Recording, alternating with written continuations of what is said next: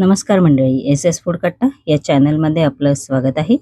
आज आपण बनवणार आहोत बाहेरून क्रिस्पी आणि आतून मसालेदार असा सफेद वाटाण्याचा वडा.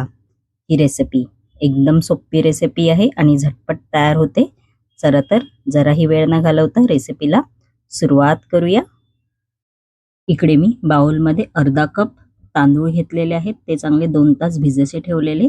त्यानंतर सफेद वाटाणा तो सुद्धा मी 2 तास भिजायचा ठेवला होता. आपण आता हे मिक्सरला वाटून घेणार आहोत. बघू शकता असं मी वाटून घेतलेलं आहे. असं जाडं भरडं वाटून घ्यायचं आहे. इकडे पाण्याचा वापर नाही करायचा आहे वाटताना. मी मिश्रण असं एका बाउलमध्ये काढून घेतलेलं आहे. आपण आता याच्यामध्ये 1 चमचा चिली फ्लेक्स आहे ते घालायचं आहे. त्यानंतर अर्धा चमचा गरम मसाला आहे तो घालायचा आहे. त्यानंतर याच्यामध्ये आपण अर्धा चमचा जिरा आहे ते घालणार आहोत. अर्धा चमचा इकडे मी पावभाजी मसाला घेतलेला आहे तो घालायचा आहे. त्यानंतर याच्यामध्ये चवीनुसार मीठ आहे ते घालायचं आहे. त्यानंतर याच्यामध्ये आलं लसूण पेस्ट आहे ती घालायची आहे. आलं लसूण पेस्ट ऑप्शनल आहे, नाही घातलं तरी चालेल, पण आलं लसणीने चव भारी येते.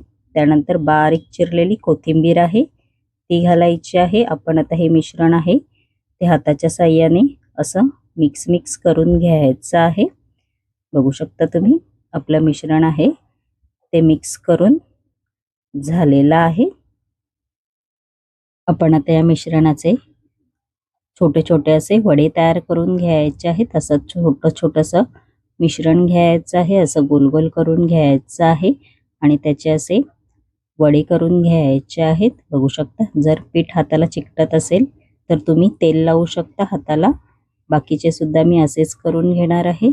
बघू शकता मी असे बाकीचे करून घेतलेले आहेत. आपण आता हे तळून घेणार आहोत वडे. तेल गरम करायला कढईमध्ये मी आधीच ठेवलं होतं. तेल आपलं चांगलं कडकडीत गरम झालेलं आहे.